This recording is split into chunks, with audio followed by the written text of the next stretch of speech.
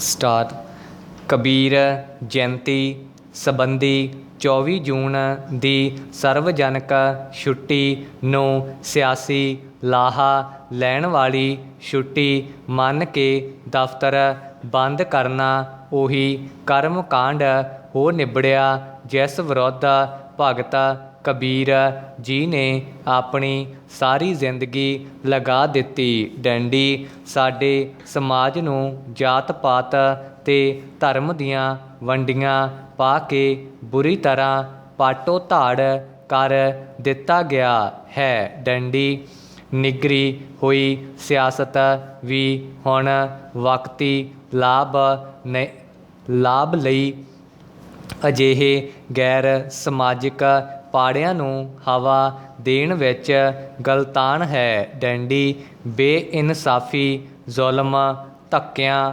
ਧੋੜਿਆਂ ਠੱਗੀਆਂ ਕਰਮਕਾਂਡ ਅਤੇ ਗੈਰ ਵਿਗਿਆਨਕ ਵਰਤਾਰੇ ਨੇ ਕਮਜ਼ੋਰ ਅਤੇ ਗਰੀਬ ਦੇ ਹੱਕ ਵਿੱਚ ਡਟਣ ਦੀ ਥਾਂ ਉਸ ਨਾਲ ਹੁੰਦੇ ਧੱਕੇ ਨੂੰ ਜਾਇਜ਼ ਠਹਿਰਾਉਣ ਤੱਕ ਪਹੁੰਚਦੇ ਜਾਂਦੇ ਬਿਰਤਾਂਤ ਵਹਿਮਾਂ ਭਰਮਾਂ ਕਰਮਕਾਂਡ ਖੋਜ ਦੀ ਬਿਰਤੀ ਨੂੰ ਕਮਜ਼ੋਰ ਕਰਕੇ ਸੱਚ ਦੀ ਪਛਾਣ ਖਤਮ ਕਰਨ ਦੀਆਂ ਨੀਤੀਆਂ ਹਕੀਕਤ ਤੋਂ ਮੂੰਹ ਮੋੜ ਕੇ ਦਿਖਾਵੇ ਅਤੇ ਛਲਾਵੇ ਭਰੇ ਜੀਵਨ ਸੰਵਾਦਹੀਨਤਾ ਹੋਣ ਕਰਕੇ ਅਤੇ ਵਿਚਾਰਾਂ ਦੀ ਆਜ਼ਾਦੀ ਦੇ ਹੱਕ ਉੱਪਰ ਮਾਰੇ ਛਾਪਿਆਂ ਸਵਾਲ ਕਰਕੇ ਸ਼ੰਕਾ ਨਿਵਰਤੀ ਦੀ ਥਾਂ ਪਿਛਲੱਗ ਬਣਾਉਣ ਦੇ ਰੁਝਾਨ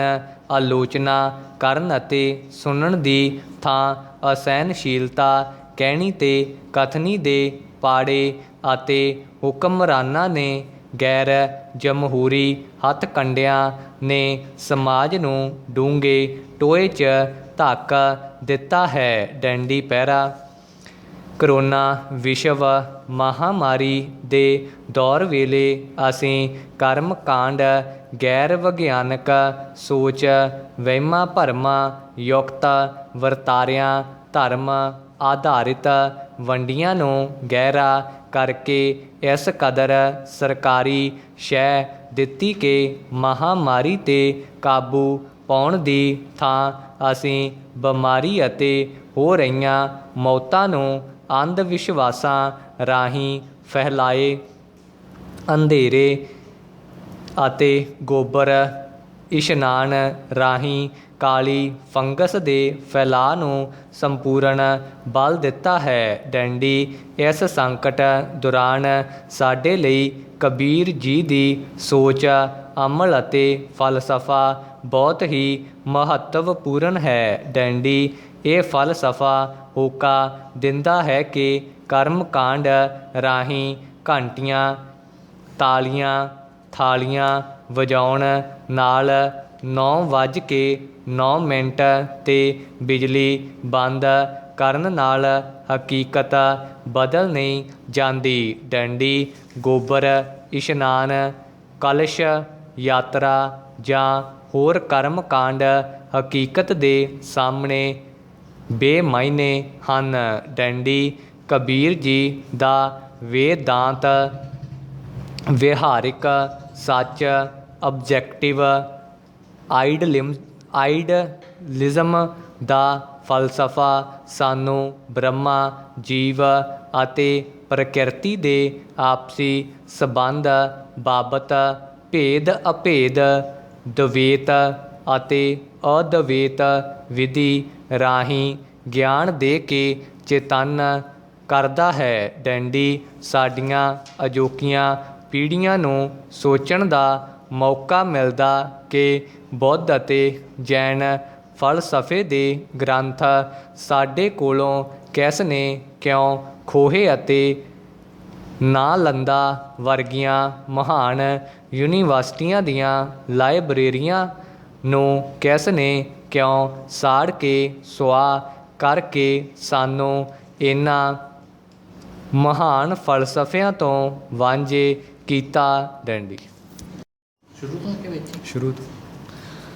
ਲੋੜ ਤਾਂ ਸੀ ਕਿ ਇਸ ਦਿਨ ਪ੍ਰਿੰਟ ਤੇ ਬਿਜਲਈ ਸੰਚਾਰ ਸਾਧਨਾਂ ਵਿੱਚ ਵਿੱਦਿਅਕ ਅਦਾਰਿਆਂ ਵਿੱਚ ਲੇਖਕਾਂ ਤੇ ਵਿਦਵਾਨਾਂ, ਨੌਜਵਾਨਾਂ ਤੇ ਵਿਦਿਆਰਥੀਆਂ, ਸਮਾਜ ਦੇ ਵੱਖ-ਵੱਖ ਵਰਗਾਂ ਅਤੇ ਵੱਖ-ਵੱਖ ਪੀੜ੍ਹੀਆਂ ਦਰਮਿਆਨ ਕਬੀਰ ਜੀ ਦੇ ਫਲਸਫੇ ਉੱਪਰ ਨਿੱਠ ਕੇ ਚਰਚਾ ਹੁੰਦੀ, ਤਾਂ ਕਿ ਸਾਡੀ ਨਵੀਂ ਪੀੜ੍ਹੀ ਸਮਾਜ ਵਿੱਚ ਪਸਰ ਰਹੇ ਮੌਜੂਦਾ ਘੁੱਪ ਹਨੇਰ ਤੋਂ ਛੁਟਕਾਰਾ ਪਾਉਣ ਵਾਸਤੇ ਕਬੀਰ ਜੀ ਦੇ ਜੀਵਨ ਤੋਂ, ਫਲਸਫੇ ਤੋਂ ਅਤੇ ਅਮਲਾਂ ਤੋਂ ਸਮਾਜ ਨੂੰ ਸੁਧਾਰਨ ਲਈ ਕੁਝ ਸੇਧ ਲੈ ਸਕਦੀ ਡੈਂਡੀ, ਪਰ ਅਜਿਹਾ ਹੋਇਆ ਨਹੀਂ। ਡੈਂਡੀ ਇਸ ਤਪਦੇ ਮਾਰੂਥਲ ਵਿੱਚ ਵੀ ਇੱਕ ਬੁੱਲਾ ਸੀਤ ਹਵਾ ਦਾ ਆਇਆ। ਡੈਂਡੀ ਯੁਵਕ ਸੇਵਾਵਾਂ ਪੰਜਾਬ ਯੂਨੀਵਰਸਿਟੀ ਦੀ ਪਹਿਲਕਦਮੀ ਨਾਲ ਸਰਕਾਰੀ ਈਵਨਿੰਗ ਕਾਲਜ ਲੁਧਿਆਣਾ ਅਤੇ ਹੋਰ ਸੰਸਥਾਵਾਂ ਨੇ ਰਲ ਕੇ ਕਬੀਰ ਜੀ ਦੀ ਬਾਣੀ ਦੀ ਆਧੁਨਿਕ ਸੰਦਰਭ ਵਿੱਚ ਸਾਰਥਿਕਤਾ ਬਾਬਤ ਇੱਕ ਵੈਬੀਨਾਰ ਕੀਤਾ। ਡੈਂਡੀ ਇਸ ਅਤਿ ਸਾਰਥਿਕ ਯਤਨ ਵਿੱਚ ਜ਼ੂਮ ਰਾਹੀਂ ਬਹੁਤ ਸਾਰੇ ਵਿਦਿਆਰਥੀਆਂ ਨੇ ਵੀ ਸ਼ਮੂਲੀਅਤ ਕੀਤੀ। ਡੈਂਡੀ ਸੰਤ ਕਬੀਰ ਦਾਸ ਦੀ ਬਾਣੀ ਦੀ ਮੌਜੂਦਾ ਸਥਿਤੀ ਵਿੱਚ ਸਾਰਥਿਕਤਾ ਬਾਬਤ ਗੱਲ ਨੇ ਉਹਨਾਂ ਦੀ ਖੋਜੀ ਬਿਰਤੀ ਅਤੇ ਪ੍ਰਸ਼ਨ ਉੱਤਰ ਰਾਹੀਂ ਸ਼ੰਕਾ ਨਿਵਰਤੀ ਦੇ ਵਿਧੀ ਵਿਧਾਨ ਵੱਲ ਝਾਤ ਪਵਾਈ ਹੈ। ਸਾਨੂੰ ਇਹ ਵੀ ਪਤਾ ਚੱਲਿਆ ਕਿ ਸੂਰਜ, ਚੰਦ ਆਦਿ ਵਿੱਚ ਇੱਕੋ ਹੀ ਬ੍ਰਹਿਮੰਡੀ ਊਰਜਾ ਦਾ ਪਸਾਰਾ ਹੈ। ਸੂਰਜ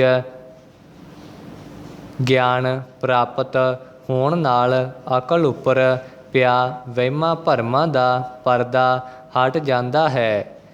ਦੇਖੋ ਭਾਈ ਗਿਆਨ ਕੀ ਆਈ ਆਂਦੀ, ਤਰਕ ਸੰਗਤ ਵਿਚਾਰ ਰਾਹੀਂ ਕਰਮ ਕਾਂਡ ਦਾ ਪਰਦਾ ਫਾਸ਼ ਕਰਦੇ ਹੋਏ ਤੀਰਥ ਇਸ਼ਨਾਨ ਨਾਲ ਮਨ ਦੀ ਸ਼ੁੱਧੀ ਹੋਣ ਉੱਪਰ ਸਵਾਲ ਖੜਾ ਕਰਦੇ ਹੋਏ ਮਨ, ਬਚਨ, ਕਰਮ ਦੀ ਸ਼ੁੱਧਤਾ ਦਾ ਹੋਕਾ ਦਿੰਦੇ ਹੋਏ ਕਹਿਣੀ ਤੇ ਕਥਨੀ ਇੱਕ ਹੋਣ ਦੀ ਅਹਿਮੀਅਤ ਦੱਸਦਿਆਂ ਭਗਤ ਕਬੀਰ ਜੀ ਕਹਿੰਦੇ ਹਨ,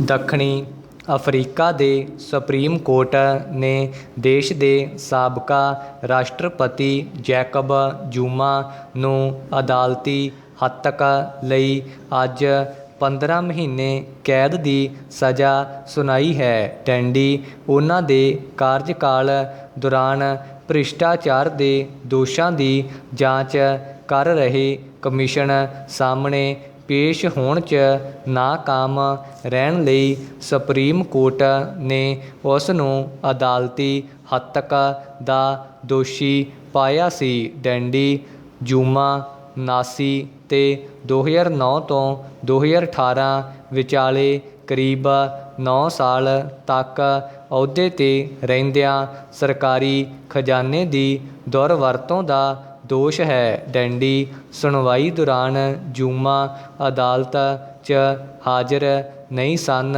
ਅਤੇ ਉਹਨਾਂ ਨੂੰ ਥਾਣੇ 'ਚ ਆਤਮ ਸਮਰਪਣ ਲਈ 5 ਦਿਨ ਦਾ ਸਮਾਂ ਦਿੱਤਾ ਹੈ। ਡੈਂਡੀ ਜੇਕਰ ਉਹ ਅਜਿਹਾ ਨਹੀਂ ਕਰਦੇ ਤਾਂ ਪੁਲਿਸ ਮੰਤਰੀ ਨੂੰ ਉਹਨਾਂ ਦੀ ਗ੍ਰਿਫਤਾਰੀ ਦਾ ਹੁਕਮ ਦੇਣਾ ਪਵੇਗਾ। ਡੈਂਡੀ ਅਦਾਲਤ ਨੇ ਇਹ ਵੀ ਕਿਹਾ ਹੈ ਕਿ ਸਜ਼ਾ ਰੱਦ ਨਹੀਂ ਕੀਤੀ ਜਾ ਸਕਦੀ। ਡੈਂਡੀ ਵੱਖ-ਵੱਖ ਸੰਸਥਾਵਾਂ 'ਚ ਭ੍ਰਿਸ਼ਟਾਚਾਰ ਤੇ ਰਿਸ਼ਵਤ ਦੇ ਦੋਸ਼ਾਂ ਦੀ ਜਾਂਚ ਕਰਕੇ ਕਮਿਸ਼ਨ ਨੇ ਕਿਹਾ ਸੀ ਕਿ ਜ਼ੂਮਾ ਨੂੰ 2 ਸਾਲ ਕੈਦ ਦੀ ਸਜ਼ਾ ਦਿੱਤੀ ਜਾਵੇ। ਡੈਂਡੀ ਜ਼ੂਮਾ ਨੇ ਵਾਰ-ਵਾਰ ਕਿਹਾ ਕਿ ਕਮਿਸ਼ਨ ਨਾਲ ਸਹਿਯੋਗ ਕਰਨ ਦੀ ਥਾਂ ਉਹ ਜੇਲ੍ਹ ਜਾਣਗੇ। ਡੈਂਡੀ ਸੰਵਿਧਾਨ ਅਦਾਲਤ ਦੀ ਜੱਜ ਸਿਸੀ ਖਾਂਪੇਪੇ ਨੇ ਅੱਜ ਸਵੇਰੇ ਸੁਣਾਏ ਗਏ ਫੈਸਲੇ 'ਚ ਜੂਮਾ ਦੇ ਬਿਆਨਾਂ ਨੂੰ ਅਜੀਬ ਤੇ ਬਰਦਾਸ਼ਤ ਨਾ ਕਰਨ ਯੋਗ ਦੱਸਿਆ। Dandy start. ਟੋਕੀਓ ਓਲੰਪਿਕ ਖੇਡਾਂ ਜਾਪਾਨ ਵਿਖੇ ਅਗਲੇ ਮਹੀਨੇ ਹੋ ਰਹੀਆਂ ਹਨ ਤੇ ਇਸ ਦੀ ਤਸੱਲੀ ਕੌਮਾਂਤਰੀ ਓਲੰਪਿਕ ਐਸੋਸੀਏਸ਼ਨ ਨੇ ਤੈਅ ਸਮੇਂ 'ਤੇ ਕਰਵਾਉਣ ਲਈ ਦਿੱਤੀ ਹੈ। ਡੈਂਡੀ ਬੇਸ਼ੱਕ ਇਸ ਵੇਲੇ ਜਾਪਾਨ ਵਿੱਚ ਐਮਰਜੈਂਸੀ ਲਾਗੂ ਹੈ ਤੇ ਕਰੋਨਾ ਵਾਇਰਸ ਦੇ ਮਾਮਲੇ ਤੇਜ਼ੀ ਨਾਲ ਵਧ ਰਹੇ ਹਨ। ਡੈਂਡੀ ਪਰ ਓਲੰਪਿਕ ਖੇਡਾਂ 23 ਜੁਲਾਈ ਤੋਂ 8 ਅਗਸਤ ਤੱਕ, ਪੈਰਾ ਓਲੰਪਿਕ ਖੇਡਾਂ 24 ਅਗਸਤ ਤੋਂ 5 ਸਤੰਬਰ ਤੱਕ ਕਰਵਾਈਆਂ ਜਾ ਰਹੀਆਂ ਹਨ। ਡੈਂਡੀ ਪਿਛਲੇ ਸਾਲ ਕਰੋਨਾ ਮਹਾਮਾਰੀ ਕਰਕੇ ਇਸ ਨੂੰ 1 ਸਾਲ ਲਈ ਅੱਗੇ ਟਾਲਣਾ ਪਿਆ ਤੇ ਇਸ ਵਿੱਚ 33 ਖੇਡਾਂ ਦੇ 339 ਈਵੈਂਟਸ ਟੋਕੀਓ ਦੇ 42 ਥਾਵਾਂ 'ਤੇ ਕਰਵਾਏ ਜਾਣਗੇ। ਡੈਂਡੀ ਪੈਰਾ ਓਲੰਪਿਕ ਵਿੱਚ 539 ਈਵੈਂਟਸ 22 ਖੇਡਾਂ ਦੇ 21 ਥਾਵਾਂ 'ਤੇ ਕਰਵਾਏ ਜਾਣਗੇ।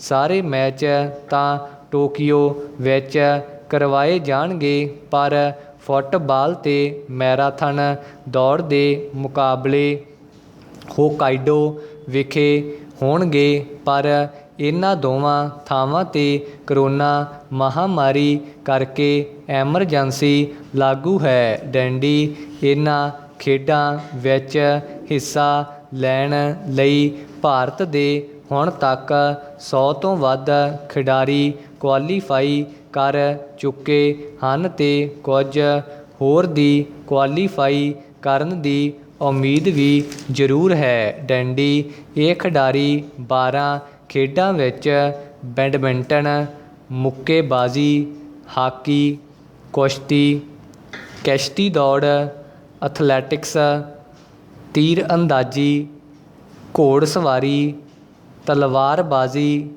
ਰੋਇੰਗ, ਨਿਸ਼ਾਨੇਬਾਜ਼ੀ ਤੇ ਟੇਬਲ ਟੈਨਿਸ 'ਚ ਹਿੱਸਾ ਲੈ ਰਹੇ ਹਨ। ਡੈਂਡੀ ਇਸ ਵਾਰੀ ਜਾਪਾਨ ਨੇ ਭਾਰਤੀ ਖਿਡਾਰੀਆਂ 'ਤੇ ਕਰੋਨਾ ਵਾਇਰਸ ਕਰਕੇ ਸਖਤ ਨਿਯਮ ਲਾਗੂ ਕੀਤੇ ਹਨ ਕਿ ਜਾਪਾਨ ਪੁੱਜਣ 'ਤੇ 3 ਦਿਨ ਖਿਡਾਰੀ ਕਿਸੇ ਨੂੰ ਵੀ ਨਹੀਂ ਮਿਲ ਸਕਣਗੇ ਤੇ ਇਸ ਤੋਂ ਪਹਿਲਾਂ 3 ਦਿਨ ਦਾ ਇਕਾਂਤਵਾਸ ਹੋਵੇਗਾ ਤੇ ਡਾਈਟ ਵੀ ਖੇਡ ਪਿੰਡ ਵਿੱਚੋਂ ਖਾਣਗੇ। ਇਸ ਸੰਬੰਧੀ ਵੀ ਕੋਈ ਸਪਸ਼ਟ ਨਿਰਦੇਸ਼ ਨਹੀਂ ਜਾਰੀ ਕੀਤੇ ਗਏ ਹਨ ਪਰ ਇਸ 'ਤੇ ਭਾਰਤੀ ਓਲੰਪਿਕ ਐਸੋਸੀਏਸ਼ਨ ਨੇ ਸਖਤ ਇਤਰਾਜ਼ ਜਤਾਇਆ ਹੈ। ਡੈਂਡੀ ਇਸ ਵੇਲੇ ਜਾਪਾਨ ਵਿੱਚ ਕੋਵਿਡ ਦੀ ਸਥਿਤੀ ਬਹੁਤੀ ਚੰਗੀ ਨਹੀਂ ਤੇ ਹਰ ਰੋਜ਼ 1400 ਦੇ ਕਰੀਬ ਨਵੇਂ ਮਾਮਲੇ ਆ ਰਹੇ ਹਨ ਤੇ ਪਰ ਜਾਪਾਨ ਨੇ ਓਲੰਪਿਕ ਵਾਲੇ ਥਾਵਾਂ ਤੋਂ ਐਮਰਜੈਂਸੀ ਚੁੱਕ ਲਈ ਹੈ ਪਰ ਅਜੇ ਵੀ 16% ਆਬਾਦੀ ਨੂੰ ਕੋਵਿਡ ਵੈਕਸੀਨ ਦੀਆਂ ਦੋਵੇਂ ਖੁਰਾਕਾਂ ਦਿੱਤੀਆਂ ਜਾ ਚੁੱਕੀਆਂ ਹਨ। ਡੈਂਡੀ ਓਲੰਪਿਕ ਖੇਡਾਂ ਕਰਕੇ ਜਾਪਾਨ ਨੇ ਕੋਵਿਡ ਸੰਬੰਧੀ ਨਿਯਮ ਸਖਤ ਕੀਤੇ ਹਨ ਤੇ ਕੌਮਾਂਤਰੀ ਸਰਹੱਦਾਂ ਸੀਲ ਹਨ ਤੇ ਕੋਈ ਵੀ ਵਿਦੇਸ਼ੀ ਖੇਡਾਂ ਵੇਖਣ ਨਹੀਂ ਆ ਸਕੇਗਾ। ਡੈਂਡੀ ਘਰੇਲੂ ਦਰਸ਼ਕਾਂ ਦੀ ਗਿਣਤੀ ਵੀ 10,000 ਤੱਕ ਸੀਮਤ ਕੀਤੀ ਗਈ ਹੈ ਤੇ ਜਾਪਾਨ ਦੇ ਪ੍ਰਧਾਨ ਮੰਤਰੀ ਨੇ ਆਮ ਲੋਕਾਂ ਨੂੰ ਟੀਵੀ 'ਤੇ ਓਲੰਪਿਕ ਖੇਡਾਂ ਵੇਖਣ ਦੀ ਅਪੀਲ ਕੀਤੀ ਹੈ। ਡੈਂਡੀ ਓਲੰਪਿਕ ਵਿੱਚ ਹਿੱਸਾ ਲੈ ਰਹੇ ਖਿਡਾਰੀਆਂ, ਸਪੋਰਟਿੰਗ ਸਟਾਫ ਤੇ ਅਧਿਕਾਰੀਆਂ ਦੀ ਰੋਜ਼ਾਨਾ ਕੋਵਿਡ ਜਾਂਚ ਕੀਤੀ ਜਾਵੇਗੀ ਅਤੇ ਉਹਨਾਂ ਨੂੰ ਕਿਸੇ ਨਾਲ ਵੀ ਮਿਲਣ ਦੀ ਪਾਬੰਦੀ ਹੋਵੇਗੀ ਅਤੇ ਹਰ ਖਿਡਾਰੀ ਦੇ ਕੋਵਿਡ ਵੈਕਸੀਨ ਦੀਆਂ ਦੋਵੇਂ ਖੁਰਾਕਾਂ ਲੱਗੀਆਂ ਹੋਣੀਆਂ ਜ਼ਰੂਰੀ ਹਨ ਅਤੇ ਜਾਪਾਨ ਪੁੱਜਣ ਤੋਂ ਪਹਿਲਾਂ ਕਰੋਨਾ ਰਿਪੋਰਟ ਨੈਗੇਟਿਵ ਹੋਣੀ ਜ਼ਰੂਰੀ ਹੈ। ਡੰਡੀ। ਪ੍ਰਧਾਨ ਮੰਤਰੀ ਨੇ ਆਪਣੇ ਬੰਬਈ ਵਾਲੇ ਭਾਸ਼ਣ ਵਿੱਚ 5 ਮਹੱਤਵਪੂਰਨ ਨੁਕਤੇ ਉਠਾਏ। ਡੰਡੀ। 1. ਭਾਰਤ ਦੀ ਲੋਕਰਾਜੀ ਪ੍ਰਣਾਲੀ ਨੂੰ ਸ਼ਕਤੀਸ਼ਾਲੀ ਬਣਾ ਕੇ ਸਮਾਜਿਕ ਅਤੇ ਆਰਥਿਕ ਇਨਸਾਫ ਕਰਨ ਦਾ ਕਰਤੱਵ ਵਧੇਰੇ ਅਸਰਦਾਰ ਢੰਗ ਨਾਲ ਪੂਰਾ ਕੀਤਾ ਜਾ ਸਕਦਾ ਹੈ। ਡੰਡੀ। 2. ਕੇਂਦਰੀ ਅਤੇ ਰਾਜ ਸਰਕਾਰਾਂ ਨੂੰ ਇਹ ਪਤਾ ਲਗਾਉਣਾ ਚਾਹੀਦਾ ਹੈ ਕਿ ਚੋਣਾਂ ਉੱਤੇ ਹੋਣ ਵਾਲੇ ਖਰਚੇ ਨੂੰ ਕਿਵੇਂ ਘਟਾਇਆ ਜਾਵੇ, ਕਿਉਂਕਿ ਅਸੀਂ ਇਹ ਨਹੀਂ ਚਾਹੁੰਦੇ ਕਿ ਚੋਣਾਂ ਕੇਵਲ ਅਮੀਰ ਲੋਕ ਹੀ ਲੜ ਸਕਣ। ਡੰਡੀ। 3. ਸਭ ਪਾਰਟੀਆਂ ਨੂੰ ਚਾਹੀਦਾ ਹੈ ਕਿ ਉਹ ਪਾਰਲੀਮੈਂਟ ਦੇ ਬਾਹਰ ਜੋ ਕੁਝ ਵੀ ਕੰਮ ਕਰਨ ਉਸ ਵਿੱਚ ਹਿੰਸਾ ਪੈਦਾ ਨਾ ਹੋਵੇ ਅਤੇ ਸਰਕਾਰੀ ਕੰਮ ਕਾਜ ਵਿੱਚ ਰੁਕਾਵਟ ਪੈਦਾ ਨਾ ਹੋਵੇ ਅਤੇ ਜਨਤਾ ਦੇ ਹਿੱਤਾਂ ਨੂੰ ਹਾਨੀ ਨਾ ਪੁੱਜੇ। ਡੰਡੀ। 4. ਅਜੇ ਤੱਕ ਵੀ ਸਾਡੇ ਸਮਾਜ ਵਿੱਚ ਜਾਤ ਪਾਤ ਇੱਕ ਮਹੱਤਵਪੂਰਨ ਸਥਾਨ ਰੱਖਦੀ ਹੈ। ਡੰਡੀ। 5. ਲੋਕ ਰਾਜ ਭਾਰਤ ਵਿੱਚ ਅੰਗਰੇਜ਼ਾਂ ਦੇ ਨਾਲ ਨਹੀਂ ਆਇਆ, ਸਗੋਂ ਇਹ ਪਹਿਲਾਂ ਹੀ ਪੰਚਾਇਤੀ ਰਾਜ ਦੇ ਰੂਪ ਵਿੱਚ ਸਾਨੂੰ ਵਿਰਸੇ ਵਿੱਚ ਮਿਲਿਆ ਸੀ। ਡੰਡੀ। ਹੁਣ ਸਵਾਲ ਇਹ ਪੈਦਾ ਹੁੰਦਾ ਹੈ ਕਿ ਭਾਰਤ ਵਿੱਚ ਇਹ ਰਾਜ ਪ੍ਰਣਾਲੀ ਕਿਵੇਂ ਚੱਲਦੀ ਰਹੀ ਹੈ ਅਤੇ ਇਸ ਦੀਆਂ ਤਰੁੱਟੀਆਂ ਕੀ ਹਨ। ਕੇਂਦਰ ਵਿੱਚ ਜੋ ਵੀ ਸਰਕਾਰਾਂ ਆਉਂਦੀਆਂ ਰਹੀਆਂ ਹਨ ਉਹ ਜੋ ਕੁਝ ਵੀ ਚਾਹੁੰਦੀਆਂ ਪਾਰਲੀਮੈਂਟ ਕੋਲੋਂ ਪ੍ਰਵਾਨ ਕਰਵਾ ਲੈਂਦੀਆਂ ਰਹੀਆਂ ਹਨ। ਡੰਡੀ। ਪਿਛਲੇ 30 ਸਾਲਾਂ ਵਿੱਚ ਸਾਡੀ ਰਾਜ ਪ੍ਰਣਾਲੀ ਭਾਵ ਸਰਕਾਰੀ ਕਾਰਜਕਾਰੀ ਪੱਖ ਦੇ ਰਸਤੇ ਵਿੱਚ ਕੋਈ ਰੁਕਾਵਟ ਵੀ ਨਹੀਂ ਆਈ। ਡੰਡੀ। ਜੋ ਕਾਨੂੰਨ ਜਾਂ ਪ੍ਰੋਗਰਾਮ ਸਰਕਾਰ ਨੇ ਪੇਸ਼ ਕੀਤਾ, ਪਾਰਲੀਮੈਂਟ ਉਸ ਨੂੰ ਸਦਾ ਹੀ ਪਾਸ ਕਰ ਦਿੰਦੀ ਰਹੀ ਹੈ। ਡੰਡੀ। ਪੈਰਾ। ਇਸ ਗੱਲ ਦਾ ਚੰਗੀ ਤਰ੍ਹਾਂ ਅਨੁਭਵ ਨਹੀਂ ਕੀਤਾ ਗਿਆ ਕਿ ਵਰਤਮਾਨ ਵਿਧਾਨਿਕ ਢਾਂਚੇ ਵਿੱਚ ਸਾਡੇ ਪ੍ਰਧਾਨ ਮੰਤਰੀ ਨੂੰ ਕਿਸੇ ਵੀ ਹੋਰ ਦੇਸ਼ ਦੇ ਪ੍ਰਧਾਨ ਮੰਤਰੀ ਜਾਂ ਪ੍ਰਧਾਨ ਨਾਲੋਂ ਵਧੇਰੇ ਅਧਿਕਾਰ ਪ੍ਰਾਪਤ ਹਨ। ਡੰਡੀ। ਪ੍ਰਧਾਨ ਮੰਤਰੀ ਜਦੋਂ ਵੀ ਚਾਹੁਣ ਆਪਣੇ ਇੱਕ ਹੁਕਮ ਨਾਲ ਨਵੇਂ ਮੰਤਰਾਲੇ ਅਤੇ ਸੁਤੰਤਰ ਵਿਭਾਗ ਕਾਇਮ ਕਰ ਸਕਦੇ ਹਨ ਅਤੇ ਇਸ ਦੇ ਨਾਲ ਹੀ ਕਮਿਸ਼ਨ ਜਾਂ ਇਸ ਕਿਸਮ ਦੇ ਕਈ ਹੋਰ ਅਦਾਰੇ ਅਤੇ ਅਣਗਿਣਤ ਅਸਾਮੀਆਂ ਪੈਦਾ ਕਰ ਸਕਦੇ ਹਨ। ਡੰਡੀ। ਮਿਸਾਲ ਵਜੋਂ ਯੋਜਨਾ ਕਮਿਸ਼ਨ ਵੀ ਪੰਡਿਤ ਨਹਿਰੂ ਨੇ ਆਪਣੇ ਇੱਕ ਹੁਕਮ ਨਾਲ ਕਾਇਮ ਕੀਤਾ ਸੀ ਅਤੇ ਪਾਰਲੀਮੈਂਟ ਕੋਲੋਂ ਕੋਈ ਪ੍ਰਵਾਨਗੀ ਨਹੀਂ ਲਈ ਗਈ ਸੀ। ਡੰਡੀ। ਹੁਣ ਜਦੋਂ ਵੀ ਪ੍ਰਧਾਨ ਮੰਤਰੀ ਚਾਹੁਣ ਉਹ ਇਸ ਕਮਿਸ਼ਨ ਦਾ ਬੋਰੀਆ ਬਿਸਤਰਾ ਗੋਲ ਕਰ ਸਕਦੇ ਹਨ। ਡੰਡੀ। ਬਰਤਾਨੀਆ ਵਿੱਚ ਨਵੇਂ ਮੰਤਰਾਲੇ ਜਾਂ ਕਮਿਸ਼ਨ ਕਾਇਮ ਕਰਨ ਲਈ ਪਾਰਲੀਮੈਂਟ ਨੂੰ ਕਾਨੂੰਨ ਬਣਾਉਣਾ ਪੈਂਦਾ ਹੈ। ਡੰਡੀ। ਇਸੇ ਤਰ੍ਹਾਂ ਭਾਰਤ ਸਰਕਾਰ ਆਪਣੀ ਮਰਜ਼ੀ ਨਾਲ ਬਾਹਰਲੇ ਦੇਸ਼ਾਂ ਵਿੱਚ ਰਾਜਦੂਤ ਜਾਂ ਪ੍ਰਾਂਤਾਂ ਦੇ ਗਵਰਨਰ ਜਾਂ ਪਬਲਿਕ ਸੈਕਟਰ ਵਿੱਚ ਵੱਡੇ ਵੱਡੇ ਅਦਾਰਿਆਂ ਦੇ ਮੁਖੀ ਨਿਯੁਕਤ ਕਰ ਸਕਦੀ ਹੈ। ਡੰਡੀ। ਅਮਰੀਕਨ ਪ੍ਰਧਾਨ ਨੂੰ ਵੀ ਇੰਨੇ ਵਿਸ਼ਾਲ ਅਧਿਕਾਰ ਪ੍ਰਾਪਤ ਨਹੀਂ ਹਨ। ਡੰਡੀ। ਉੱਥੇ ਮੰਤਰੀਆਂ ਜਾਂ ਰਾਜਦੂਤਾਂ ਦੀਆਂ ਨਿਯੁਕਤੀਆਂ ਦੀ ਪ੍ਰਵਾਨਗੀ ਵੀ ਪਹਿਲਾਂ ਸੈਨੇਟ ਕੋਲੋਂ ਲੈਣੀ ਪੈਂਦੀ ਹੈ ਡੰਡੀ। ਇੱਥੇ ਹੀ ਬਸ ਨਹੀਂ ਕੇਂਦਰੀ ਸਰਕਾਰ ਜਦੋਂ ਵੀ ਚਾਹੇ ਕਿਸੇ ਵੀ ਵਿਸ਼ੇ ਉੱਤੇ ਆਰਡੀਨੈਂਸ ਜਾਰੀ ਕਰਨ ਦੀ ਵਿਸ਼ਾਲ ਸ਼ਕਤੀ ਰੱਖਦੀ ਹੈ ਜੋ ਕਿਸੇ ਵੀ ਹੋਰ ਪਾਰਲੀਮਾਨੀ ਸਰਕਾਰ ਨੂੰ ਪ੍ਰਾਪਤ ਨਹੀਂ ਹੈ ਡੰਡੀ। ਕਈ ਪ੍ਰਾਂਤਾਂ ਵਿੱਚ ਮਿਸਾਲ ਵਜੋਂ ਬਿਹਾਰ ਵਿੱਚ ਵਿਧਾਨ ਨੂੰ ਇੱਕ ਪਾਸੇ ਰੱਖਦੇ ਹੋਏ ਸਰਕਾਰ ਦਰਜਨਾਂ ਆਰਡੀਨੈਂਸ ਜਾਰੀ ਕਰ ਚੁੱਕੀ ਹੈ ਡੰਡੀ। ਜਿਨ੍ਹਾਂ ਆਰਡੀਨੈਂਸਾਂ ਦੀ ਮਿਆਦ ਪੂਰੀ ਹੋ ਚੁੱਕੀ ਹੈ ਉਹ ਦੁਬਾਰਾ ਜਾਰੀ ਕਰ ਦਿੱਤੇ ਗਏ ਡੰਡੀ। ਰਾਜ ਵਿਧਾਨ ਸਭਾਵਾਂ ਦੇ ਇਜਲਾਸ ਹੋਰ ਵੀ ਸੰਖੇਪ ਤੋਂ ਸੰਖੇਪ ਹੁੰਦੇ ਜਾ ਰਹੇ ਹਨ ਡੰਡੀ। ਭਾਰਤੀ ਹਾਕੀ ਇਤਿਹਾਸ ਦੇ ਸੁਨਹਿਰੀ ਪੰਨੇ ਜੇ ਕਦੇ ਪਰਤ ਕੇ ਦੇਖੀਏ ਤਾਂ ਉਹਨਾਂ ਵਿੱਚੋਂ ਕੁਝ ਖਾਸ ਪੰਨੇ ਮੋੜਨ ਨੂੰ ਜੀ ਕਰਦਾ ਹੈ ਡੰਡੀ। ਇਹ ਉਹ ਹਨ ਜਿਨ੍ਹਾਂ 'ਤੇ ਪੰਜਾਬ ਦੇ ਮਾਣਮੱਤੇ ਜੋਸ਼ੀਲੇ ਅਣਖੀਲੇ ਅਤੇ ਹਾਕੀ ਖੇਡ ਦੇ ਮੈਦਾਨ ਵਿੱਚ ਆਪਣੀ ਜਿੰਦ ਜਾਨ ਲਟਾਉਣ ਵਾਲੇ ਸਿੱਖ ਹਾਕੀ ਖਿਡਾਰੀਆਂ ਦਾ ਗੌਰਵਮਈ ਜ਼ਿਕਰ ਹੈ। ਸਮੁੱਚੀ ਸਿੱਖ ਕੌਮ ਦੇ ਨਾਇਕਾਂ ਦੀ ਗਾਥਾ ਹੈ ਡੰਡੀ।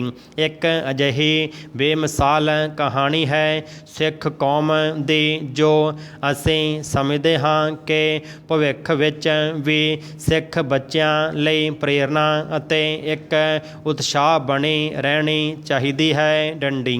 ਜਦੋਂ ਹਾਕੀ ਖੇਡ ਮਾਹਿਰਾਂ ਵੱਲੋਂ ਵੱਖਰੇ ਵੱਖਰੇ ਦੇਸ਼ਾਂ ਜਿਵੇਂ ਕਿ Australia, Germany, Holland, Spain, Belgium, Kenya, Malaysia ਆਦਿ ਦੇਸ਼ਾਂ ਦੇ ਸਾਬਕਾ ਹਾਕੀ ਓਲੰਪੀਅਨਾਂ ਦੇ ਭਾਰਤੀ ਹਾਕੀ ਬਾਰੇ ਵਿਚਾਰ ਜਾਣੇ ਤਾਂ ਉਹਨਾਂ ਅਨੁਸਾਰ ਜੂੜੇ ਤੇ ਚਿੱਟੇ ਰੁਮਾਲ ਵਾਲੇ ਸਿੱਖ ਖਿਡਾਰੀਆਂ ਦੀ ਦਹਿਸ਼ਤ ਪੂਰੇ ਵਿਸ਼ਵ ਹਾਕੀ ਜਗਤ ਵਿੱਚ ਬਹੁਤ ਸੀ ਡੰਡੀ। ਵਿਸ਼ਵ ਭਰ ਦੇ ਹਾਕੀ ਪ੍ਰੇਮੀ ਸਿੱਖ ਹਾਕੀ ਖਿਡਾਰੀਆਂ ਦੀ ਖੇਡ ਨਾਲ ਡਾਢੇ ਆਨੰਦਿਤ ਅਤੇ ਰੋਮਾਂਚਿਤ ਹੋਇਆ ਕਰਦੇ ਸਨ ਡੰਡੀ। ਉਸ ਆਲਮ ਵਿੱਚ ਹਾਕੀ ਦੀ ਬਦੌਲਤ ਵੀ ਪੂਰੇ ਵਿਸ਼ਵ ਵਿੱਚ ਸਿੱਖ ਕੌਮ ਦਾ ਮਾਣ ਸਤਿਕਾਰ ਸਿੱਖ ਜਗਤ ਲਈ ਨਿਹਾਇਤ ਫਖਰ ਤੇ ਸਨਮਾਨ ਵਾਲੀ ਗੱਲ ਸੀ ਡੰਡੀ। ਭਾਰਤੀ ਹਾਕੀ ਇਤਿਹਾਸ ਇਸ ਗੱਲ ਦਾ ਗਵਾਹ ਹੈ ਕਿ ਪੰਜਾਬ ਦਾ ਮਾਣ ਤੇ ਪੰਜਾਬ ਦੀ ਸ਼ਾਨ ਗੁਰਮੀਤ ਸਿੰਘ 1932 ਲਾਸ ਏਂਜਲਸ ਵਿਖੇ ਓਲੰਪਿਕ ਸੋਨ ਤਗਮਾ ਜੇਤੂ ਪਹਿਲਾ ਸਿੱਖ ਖਿਡਾਰੀ ਸੀ ਜਿਸ ਨੇ ਇਹ ਵੀ ਸਾਬਿਤ ਕੀਤਾ ਕਿ ਜੋ ਜੋਸ਼, ਜੋ ਅਣਖ, ਜੋ ਬਹਾਦਰੀ ਸਿੱਖ ਕੌਮ ਦੇ ਖਿਡਾਰੀਆਂ ਵਿੱਚ ਹੈ ਉਸ ਨੂੰ ਆਉਣ ਵਾਲਾ ਸਮਾਂ ਹੀ ਦੱਸੇਗਾ ਡੰਡੀ। ਫਿਰ ਆਏ ਤਰਲੋਚਨ ਸਿੰਘ, ਬਲਬੀਰ ਸਿੰਘ, ਧਰਮ ਸਿੰਘ, ਊਧਮ ਸਿੰਘ, ਬਖਸ਼ੀਸ਼ ਸਿੰਘ, ਗੁਰਦੇਵ ਸਿੰਘ, ਪਿਰਥੀਪਾਲ ਸਿੰਘ, ਚਰਨਜੀਤ ਸਿੰਘ, ਹਰਚਰਨ ਸਿੰਘ ਅਤੇ ਬੇਸ਼ੁਮਾਰ ਖਿਡਾਰੀ ਜਿਨ੍ਹਾਂ ਨੇ ਗੁਰਮੀਤ ਸਿੰਘ ਮਗਰੋਂ ਭਾਰਤੀ ਹਾਕੀ ਦੇ ਝੰਡੇ ਨੂੰ ਬੁਲੰਦ ਰੱਖਣ ਲਈ ਆਪਣੀ ਜਿੰਦ ਜਾਨ ਲੁਟਾਈ ਡੰਡੀ। ਅਸੀਂ ਮੰਨਦੇ ਹਾਂ ਕਿ ਇਹਨਾਂ ਖਿਡਾਰੀਆਂ ਨੇ ਭਾਰਤੀ ਹਾਕੀ ਦੇ ਨਾਲ ਨਾਲ ਸਿੱਖੀ ਦਾ ਝੰਡਾ ਵੀ ਬੁਲੰਦ ਕੀਤਾ ਡੰਡੀ। ਸਿੱਖ ਕੌਮ ਦੇ ਗੌਰਵ ਨੂੰ ਵੀ ਵਧਾਇਆ ਡੰਡੀ। ਇਸ ਉਪਰੰਤ ਹਜ਼ਾਰਾਂ ਖਿਡਾਰੀ ਸਿੰਘ ਨਾਂ ਅਧੀਨ ਭਾਰਤੀ ਹਾਕੀ ਟੀਮ ਲਈ ਖੇਡਦੇ ਰਹੇ ਪਰ ਅਫਸੋਸ ਬਹੁਤਿਆਂ ਦੇ ਕੇਸ ਕੱਟੇ ਹੋਏ ਸਨ ਡੰਡੀ। ਸਾਡੇ ਇਹਨਾਂ ਜੋਸ਼ੀਲੇ ਨੌਜਵਾਨ ਖਿਡਾਰੀਆਂ ਨੂੰ ਇਸ ਗੱਲ ਵੱਲ ਖਾਸ ਧਿਆਨ ਦੀ ਜ਼ਰੂਰਤ ਹੈ ਡੰਡੀ। ਸਾਬਕਾ ਸਿੱਖ ਹਾਕੀ ਖਿਡਾਰੀ ਦਾ ਕਹਿਣਾ ਹੈ ਕਿ ਭਾਰਤੀ ਹਾਕੀ ਟੀਮ ਵਿੱਚ ਹਰ ਸਿੱਖ ਹਾਕੀ ਖਿਡਾਰੀ ਜੂੜੇ ਤੇ ਚਿੱਟੇ ਰੁਮਾਲ ਨੂੰ ਯਕੀਨੀ ਬਣਾਏ ਜੋ ਉਹਨਾਂ ਦੀ ਪਰੰਪਰਾ ਹੈ। ਡੰਡੀ। ਇੱਥੇ ਇੱਕ ਗੱਲ ਹੋਰ ਚਿੰਤਾਜਨਕ ਹੈ ਕਿ ਅੱਜ ਬਹੁਤੀ ਸਿੱਖ ਪਨੀਰੀ ਹਾਕੀ ਵਰਗੀ ਜੋਸ਼ੀਲੀ ਅਤੇ ਤੇਜ਼ ਤਰਾਰ ਖੇਡ ਤੋਂ ਮੂੰਹ ਫੇਰ ਚੁੱਕੀ ਹੈ ਅਤੇ ਤੇਜ਼ੀ ਨਾਲ ਇਸ ਖੇਡ ਤੋਂ ਦੂਰ ਹੋ ਰਹੀ ਹੈ। ਡੰਡੀ। ਅੱਜ ਦੀ ਪੀੜ੍ਹੀ ਨੂੰ ਆਪਣੇ ਪੁਰਖਿਆਂ ਵੱਲੋਂ ਵਿਸ਼ਵ ਪੱਧਰ 'ਤੇ ਹਾਕੀ ਦੇ ਸਿਰਜੇ ਇਤਿਹਾਸ ਦੀ ਗਾਥਾ ਦਾ ਪਤਾ ਹੀ ਨਹੀਂ ਹੈ। ਡੰਡੀ। ਵਿਸ਼ਵ ਪੱਧਰ 'ਤੇ ਜਿੰਨੀਆਂ ਵੀ ਸਿੱਖ ਜਥੇਬੰਦੀਆਂ ਸਿੱਖ ਸੰਸਥਾਵਾਂ ਸਿੱਖੀ ਗੌਰਵ ਨੂੰ ਬਰਕਰਾਰ ਰੱਖਣ ਲਈ ਯਤਨਸ਼ੀਲ ਹਨ ਉਹਨਾਂ ਨੂੰ ਸਿੱਖ ਖੇਡ ਸੰਸਾਰ ਵੱਲ ਵੀ ਖਾਸ ਤਵੱਜੋ ਦੇਣੀ ਚਾਹੀਦੀ ਹੈ। ਡੰਡੀ। ਅਫਸੋਸ ਇਹ ਹੈ ਕਿ ਅਜੋਕੇ ਸਮੇਂ ਵਿੱਚ ਅਸੀਂ ਆਪਣੇ ਪੁਰਾਤਨ ਸਿੱਖ ਹਾਕੀ ਖਿਡਾਰੀਆਂ ਦੇ ਇਤਿਹਾਸ ਦੇ ਚਰਚੇ ਤਾਂ ਬਹੁਤ ਕਰਦੇ ਹਾਂ ਪਰ ਇਹ ਚਿੰਤਾ ਨਹੀਂ ਕਰਦੇ ਕਿ ਸਾਡੀ ਅਜੋਕੀ ਨੌਨਿਹਾਲ ਪੀੜ੍ਹੀ ਲਈ ਇਹ ਇਤਿਹਾਸ ਪ੍ਰੇਰਨਾ ਸਰੋਤ ਕਿਉਂ ਨਹੀਂ ਬਣ ਰਿਹਾ। ਡੰਡੀ। ਇਹ ਵਿਸ਼ਾ ਸਿੱਖ ਕੌਮ ਅਤੇ ਹਾਕੀ ਜਗਤ ਦੇ ਸਿੱਖ ਖਿਡਾਰੀਆਂ ਲਈ ਬਹੁਤ ਹੀ ਸੰਵੇਦਨਸ਼ੀਲ ਹੈ। ਡੰਡੀ। ਇਸ ਉੱਪਰ ਧਿਆਨ ਕੇਂਦਰਿਤ ਕਰਨਾ ਬਹੁਤ ਜ਼ਰੂਰੀ ਹੈ ਤਾਂ ਜੋ ਵਿਸ਼ਵ ਪੱਧਰ 'ਤੇ ਸਿੰਘ ਨਾਂ ਦੀ ਪਹਿਚਾਣ ਮਕਬੂਲ ਹੋ ਸਕੇ। ਡੰਡੀ। अपाहज नहीं जांबाज हूँ, डरती नहीं तूफ़ानों से, इसीलिए जिंदा दिली की मिसाल हूँ। डंडी। उम्र भावें छोटी है पर बुलंद इरादियां दी उत्तर प्रदेश दी माणमती धी कनक सिंह जदौन जिहड़ी अपाज होने दे बावजूद भी खेडां दी चोटी सर ਕਰਨ ਦੇ ਇਰਾਦੇ ਰੱਖਦੀ ਹੈ। ਡੰਡੀ। ਕਣਕ ਸਿੰਘ ਦਾ ਜਨਮ 24 ਨਵੰਬਰ 1999 ਨੂੰ ਪਿਤਾ ਹਮੇਸ਼ਪਾਲ ਸਿੰਘ ਅਤੇ ਮਾਤਾ ਮੀਨਾ ਦੇਵੀ ਦੇ ਘਰ ਉੱਤਰ ਪ੍ਰਦੇਸ਼ ਦੇ ਜ਼ਿਲ੍ਹਾ ਅਲੀਗੜ੍ਹ ਦੇ ਪਿੰਡ ਸੇਖਾਂ ਵਿਖੇ ਹੋਇਆ। ਡੰਡੀ। ਕਣਕ ਸਿੰਘ ਬਚਪਨ ਤੋਂ ਹੀ ਇੱਕ ਪੈਰ ਅਤੇ ਇੱਕ ਹੱਥ ਦੀ ਬਿਮਾਰੀ ਤੋਂ ਪੀੜਤ ਹੈ ਯਾਨ ਥੋੜ੍ਹੀ ਪੋਲੀਓ ਦੀ ਸ਼ਿਕਾਰ ਹੈ ਪਰ ਇਸ ਦੇ ਬਾਵਜੂਦ ਉਹ ਕਿਸੇ 'ਤੇ ਨਿਰਭਰ ਨਹੀਂ ਰਹਿਣਾ ਚਾਹੁੰਦੀ ਅਤੇ ਆਪਣੇ ਬਲਬੂਤੇ ਹੀ ਉਹ ਖੇਡਾਂ ਦੇ ਖੇਤਰ ਵਿੱਚ ਬੁਲੰਦੀਆਂ ਛੂਹਣ ਦੀ ਇਸ਼ਕ ਹੈ। ਡੰਡੀ। ਉਸ ਦੇ ਅਕੀਦੇ ਤੋਂ ਜਾਪਦਾ ਹੈ ਕਿ ਆਉਣ ਵਾਲੇ ਸਮੇਂ ਵਿੱਚ ਉਹ ਭਾਰਤ ਦੀ ਸੁਨਹਿਰੀ ਕਿਰਨ ਹੈ। ਡੰਡੀ। ਕਣਕ ਸਿੰਘ ਛੋਟੀ ਉਮਰ ਵਿੱਚ ਹੀ ਵੱਡੀਆਂ ਮੱਲਾਂ ਮਾਰ ਰਹੀ ਹੈ। ਡੰਡੀ। ਉਹ ਬਾਸਕਟਬਾਲ ਡਿਸਕਸ ਥਰੋ ਖੇਡਣ ਦੇ ਨਾਲ ਨਾਲ ਇੱਕ ਦੌੜਾਕ ਵੀ ਹੈ ਅਤੇ ਇਸ ਤੋਂ ਇਲਾਵਾ ਉਹ 10 ਕਿਲੋਮੀਟਰ ਦੀ ਮੈਰਾਥਨ ਦੌੜ ਵਿੱਚੋਂ ਤਗਮਾ ਜਿੱਤ ਚੁੱਕੀ ਹੈ। ਡੰਡੀ। ਸਾਲ 2019 ਵਿੱਚ ਉੱਤਰ ਪ੍ਰਦੇਸ਼ ਦੀਆਂ ਸਟੇਟ ਪੈਰਾ ਖੇਡਾਂ ਵਿੱਚ ਉਸਨੇ ਡਿਸਕਸ ਥਰੋ ਵਿੱਚ ਸੋਨ ਤਗਮਾ ਜਿੱਤਿਆ ਅਤੇ ਲਵਲੀ ਯੂਨੀਵਰਸਿਟੀ ਦੀਆਂ ਖੇਡਾਂ ਵਿੱਚ ਵੀ ਉਹ ਜੇਤੂ ਰਹੀ। ਡੰਡੀ। ਕਣਕ ਸਿੰਘ ਨੇ ਹੁਣ ਆਪਣੇ ਆਪ ਨੂੰ ਬੈਡਮਿੰਟਨ ਵਿੱਚ ਵੀ ਤਰਾਸ਼ ਲਿਆ ਹੈ ਅਤੇ ਨੈਸ਼ਨਲ ਪੱਧਰ 'ਤੇ ਉਸ ਦੀ ਚੋਣ ਵੀ ਹੋ ਗਈ ਹੈ। ਡੰਡੀ। ਹੁਣ ਉਹ ਬੈਡਮਿੰਟਨ ਦੇ ਖੇਤਰ ਵਿੱਚ ਵੀ ਆਪਣੇ ਸੂਬੇ ਦਾ ਨਾਂ ਉੱਚਾ ਕਰੇਗੀ। ਡੰਡੀ। ਕਣਕ ਸਿੰਘ ਜਦੌਨ ਆਪਣੇ ਇਸ ਖੇਤਰ ਵਿੱਚ ਰੇਣੀ ਹੈ। ਆਪਣੇ ਪਿਤਾ ਮਹੇਸ਼ਪਾਲ ਸਿੰਘ, ਭਰਾ ਇੰਦਰ ਅਤੇ ਭੈਣ ਤਨਵੀ ਦੀ, ਜਿਨ੍ਹਾਂ ਨੇ ਉਸ ਨੂੰ ਕਦੇ ਵੀ ਅਹਿਸਾਸ ਨਹੀਂ ਹੋਣ ਦਿੱਤਾ ਕਿ ਉਹ ਅਪਾਹਜ ਹੈ, ਸਗੋਂ ਉਹ ਹਰ ਵਕਤ ਉਸ ਨੂੰ ਉਤਸ਼ਾਹਿਤ ਕਰਦੇ ਹਨ।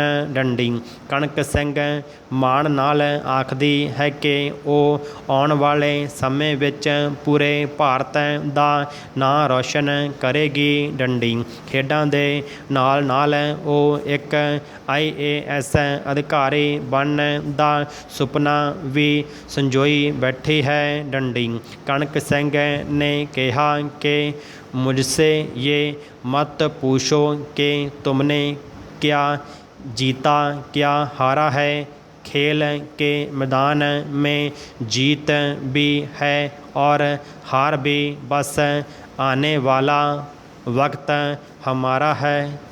डंडी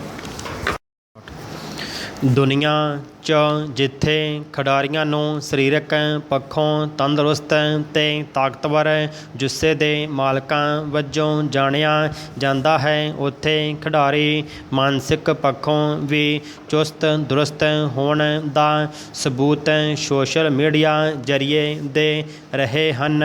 ਡੰਡੀ ਆਪਣੀ ਧਾਕੜ ਸਰੀਰਕ ਸਮਰੱਥਾ ਰਾਹੀਂ ਲੋਕਾਂ ਦੇ ਦਿਲਾਂ 'ਚ ਥਾਂ ਬਣਾਉਣ ਦੇ ਸਮਾਂਤਰ ਹੀ ਅਜੋਕੇ ਖਿਡਾਰੀ ਸੋਸ਼ਲ ਮੀਡੀਆ 'ਤੇ ਵੀ ਹੋਰਨਾਂ ਖੇਤਰਾਂ ਦੀਆਂ ਨਾਮਵਰ ਸ਼ਖਸੀਅਤਾਂ ਨੂੰ ਪਛਾੜ ਰਹੇ ਹਨ।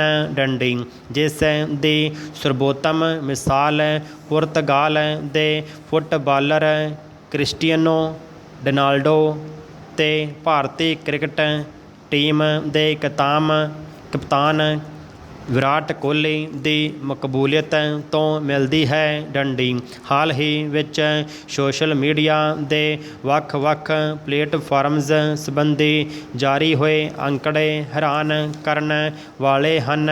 ਡੰਡੀ ਦੁਨੀਆ ਦੇ ਸਰਬੋਤਮ ਫੁੱਟਬਾਲਰਾਂ 'ਚ ਸ਼ਾਮਲ ਪੁਰਤਗੀਜ਼ ਖਿਡਾਰੀ ਕ੍ਰਿਸਟੀਆਨੋ ਰੋਨਾਲਡੋ ਇਸ ਵੇਲੇ ਇੰਸਟਾਗ੍ਰਾਮ 'ਤੇ ਸਭ ਤੋਂ ਵੱਧ ਫੋਲੋ ਕੀਤਾ ਜਾਣ ਵਾਲਾ ਸ਼ਖਸ ਹੈ। ਡੰਡੀ ਇਸ ਪਲੇਟਫਾਰਮ 'ਤੇ 300 ਮਿਲੀਅਨ ਲੋਕਾਂ ਦਾ ਚਹੇਤਾ ਬਣਨ ਵਾਲਾ ਰੋਨਾਲਡੋ ਦੁਨੀਆ ਦਾ ਇਕਲੌਤਾ ਇਨਸਾਨ ਸੈਲੀਬ੍ਰਿਟੀ ਹੈ। ਡੰਡੀ ਆਪਣੇ ਇਸ ਵੱਡੇ ਦਾਇਰੇ ਸਦਕਾ ਉਹ ਹਰ ਇੱਕ ਇੰਸਟਾਗ੍ਰਾਮ ਪੋਸਟ ਤੋਂ 6.57 ਕਰੋੜ ਰੁਪਏ ਕਮਾਉਂਦਾ ਹੈ। ਡੰਡੀ ਟਵਿੱਟਰ 'ਤੇ ਉਸ ਦੇ 92.3 ਮਿਲੀਅਨ ਅਤੇ ਫੇਸਬੁੱਕ 'ਤੇ 148 ਮਿਲੀਅਨ ਫਾਲੋਅਰ ਹਨ।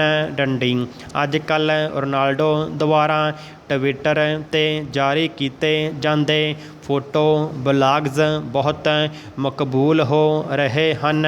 ਡੰਡੀ ਇੱਕ ਅੰਦਾਜ਼ੇ ਮੁਤਾਬਕ ਸਾਲ 2019-20 'ਚ ਰੋਨਾਲਡੋ ਨੇ ਸੋਸ਼ਲ ਮੀਡੀਆ ਜ਼ਰੀਏ $50 ਮਿਲੀਅਨ ਦੀ ਕਮਾਈ ਕੀਤੀ। ਡੰਡੀ ਇਸ ਮਾਮਲੇ 'ਚ ਦੂਸਰੇ ਸਥਾਨ 'ਤੇ WWF ਦੇ ਪਹਿਲਵਾਨ ਤੋਂ ਲੈ ਕੇ ਹਾਲੀਵੁੱਡ ਦਾ ਸਿਤਾਰੇ ਵਜੋਂ ਬੇਸ਼ੁਮਾਰ ਪ੍ਰਸਿੱਧੀ ਹਾਸਲ ਕਰਨ ਵਾਲੇ ਦਾ ਰਾਕ ਦਾ ਨਾਂ ਆਉਂਦਾ ਹੈ। ਡੰਡੀ ਜਿਸ ਦੇ ਇੰਸਟਾਗ੍ਰਾਮ 'ਤੇ 246 ਮਿਲੀਅਨ ਚਹੇਤੇ ਹਨ।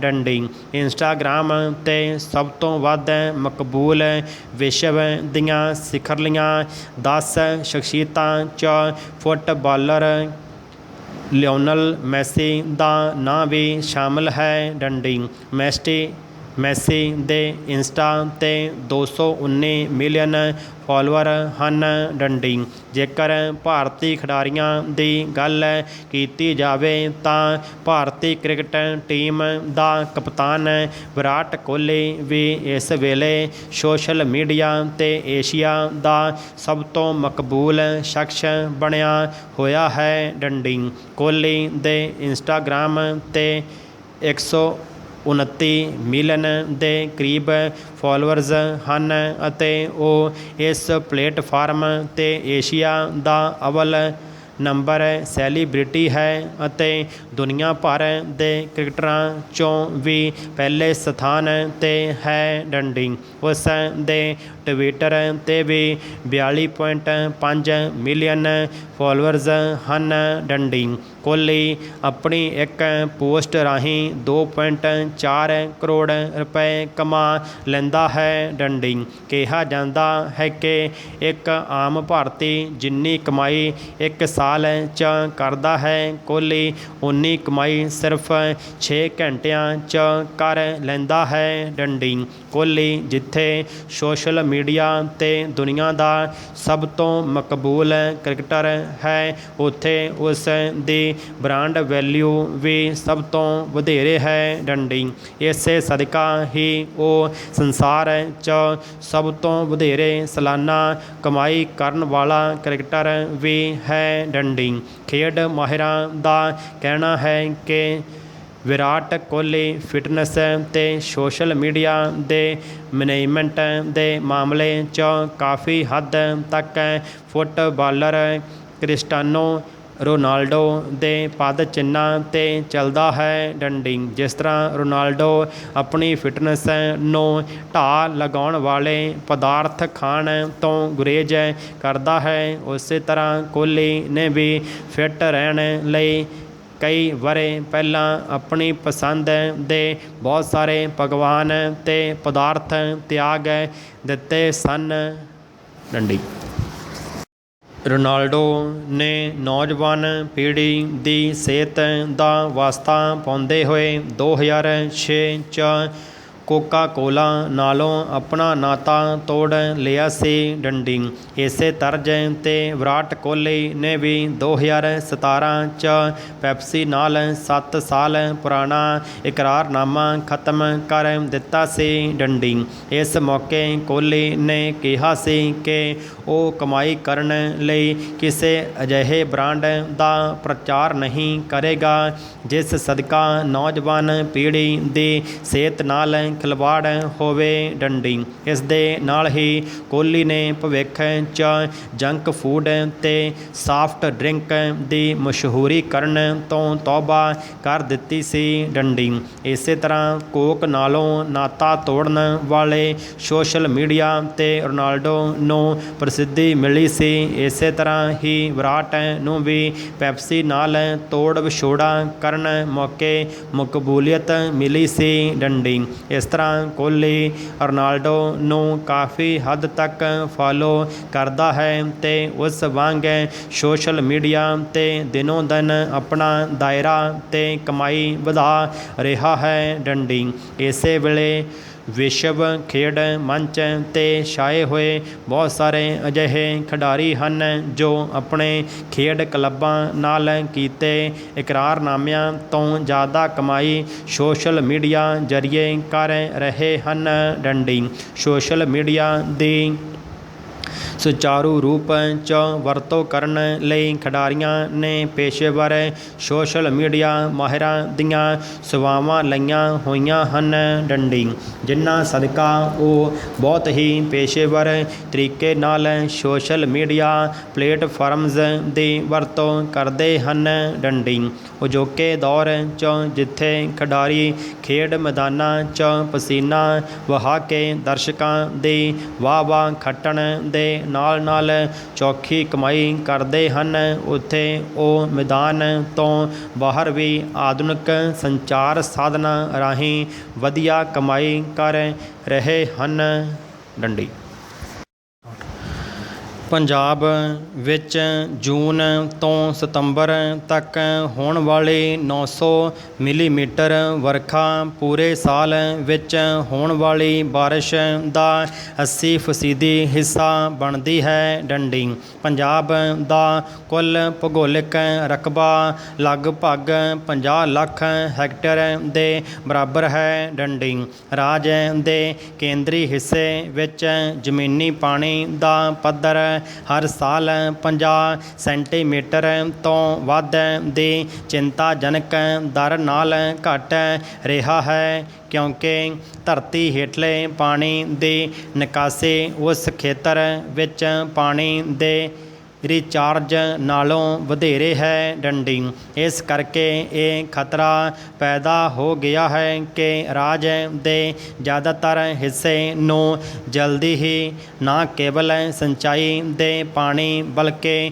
ਪੀਣ ਵਾਲੇ ਪਾਣੀ ਦੀ ਭਾਰੀ ਕਮੀ ਦਾ ਸਾਹਮਣਾ ਕਰਨਾ ਪੈ ਸਕਦਾ ਹੈ। ਡੰਡੀ ਇਸ ਲਈ ਆਬਾਦੀ ਦੀ ਰੋਜੀ ਰੋਟੀ ਅਤੇ ਖੇਤੀ ਲਈ ਉਪਲਬਧ ਜਲ ਸਰੋਤਾਂ ਦੀ ਸੁਚੱਜੀ ਵਰਤੋਂ ਸਮੇਂ ਦੀ ਲੋੜ ਬਣ ਗਈ ਹੈ। ਡੰਡੀ ਰਾਜ ਦੇ ਕੁਦਰਤੀ ਸਰੋਤਾਂ ਦੀ ਸੰਭਾਲ ਅਤੇ ਪਾਣੀ ਦੇ ਸੰਕਟ ਨੂੰ ਰੋਕਣ ਲਈ ਮੀਂਹ ਨਾਲ ਪ੍ਰਾਪਤ ਹੋਏ ਵਾਧੂ ਪਾਣੀ ਨੂੰ ਵਰਤਣ ਲਈ ਹਾਰਵੈਸਟਿੰਗ ਰਿਚਾਰਜਿੰਗ ਤਕਨੀਕਾਂ ਟਿਕਾਊ ਤਕਨੀਕਾਂ ਸਾਬਤ ਹੋ ਸਕਦੀਆਂ ਹਨ।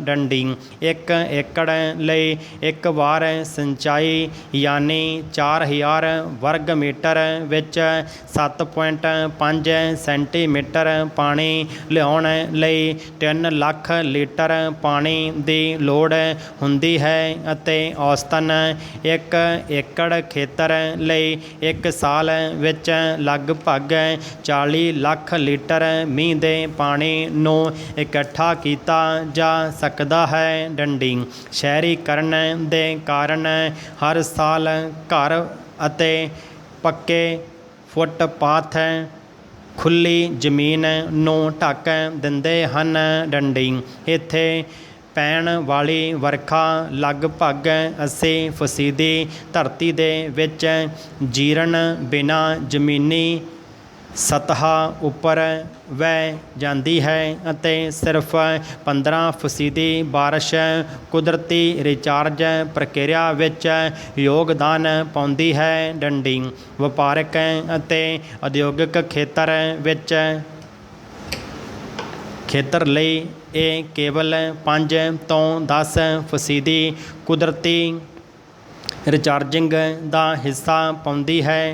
ਡੰਡੀ ਉਸ ਖੇਤਰ ਵਿੱਚ ਜਿੱਥੇ ਪਾਰਕ ਫਾਰਮ ਅਤੇ ਚਾਰਾਗਾਹਾਂ ਹਨ ਉੱਥੇ ਕੁਦਰਤੀ ਰਿਚਾਰਜ ਲਗਭਗ 50 ਤੋਂ 80% ਹੈ। ਡੰਡੀ ਜੇ ਜ਼ਮੀਨੀ ਸਤਹ ਦੇ ਉੱਪਰ ਪਾਣੀ ਦੇ ਵਹਾਅ ਨੂੰ ਕਿਸੇ ਖੇਤਰ ਵਿੱਚ ਰੋਕਿਆ ਜਾਂ ਘਟਾਇਆ ਜਾਵੇ ਅਤੇ ਮੀਂਹ ਦੇ ਪਾਣੀ ਦੀ ਮਾਤਰਾ ਨੂੰ ਮੁੜ ਰਿਚਾਰਜ ਕੀਤਾ ਜਾਵੇ ਤਾਂ ਉਸ ਸਥਿਤੀ ਵਿੱਚ ਕਾਫੀ ਮਾਤਰਾ ਵਿੱਚ ਮੀਂਹ ਦੇ ਪਾਣੀ ਨੂੰ ਸੰਭਾਲਿਆ ਜਾ ਸਕਦਾ ਹੈ ਅਤੇ ਧਰਤੀ ਹੇਠਲੇ ਪਾਣੀ ਦੇ ਸਰੋਤਾਂ ਉੱਪਰ ਦਬਾਅ ਨੂੰ ਘੱਟ ਕੀਤਾ ਜਾ ਸਕਦਾ ਹੈ। ਡੰਡੀ ਜ਼ਿਆਦਾਤਰ ਰਾਜਾਂ ਵਿੱਚ ਜ਼ਮੀਨੀ ਪਾਣੀ ਦੇ ਪੱਧਰ ਵਿੱਚ ਗਿਰਾਵਟ ਅਤੇ ਜ਼ਮੀਨੀ ਪਾਣੀ ਦੇ ਸਰੋਤਾਂ ਦੀ ਕਮੀ ਦਾ ਮੁੱਖ ਕਾਰਨ ਵੀ ਇਹੋ ਹੀ ਹੈ। ਡੰਡੀ